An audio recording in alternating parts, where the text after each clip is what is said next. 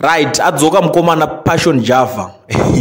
This time ari criticize Chamisa futi. I don't know tingati ku criticize kumoka unoona pakango Chamisa pakango yachingo addressa nyaya iyi vese vanga vari mumwena vanga vakawanda vakatanga kubudikira vakungotaura nezvake.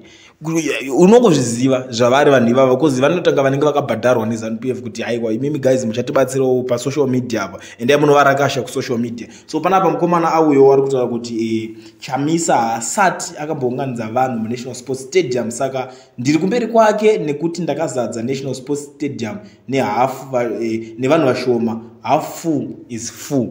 Ndozvari kutaura akuda kungopinzawo Chamisa panyaya yake munokuza Java ndiye akazomuka ari chiseko even kana ma newspapers acho tinototi vanotya ZANU-PF vese vaingotaura kuti Java zvakadhakwa but izvo ndiye the same guy akubudikira kutaura kuti zvoni ndakazadza nehafu saka ndiri kumberi kwa Chamisa nekuti Chamisa asati akamboisa vanhu National Sports Stadium.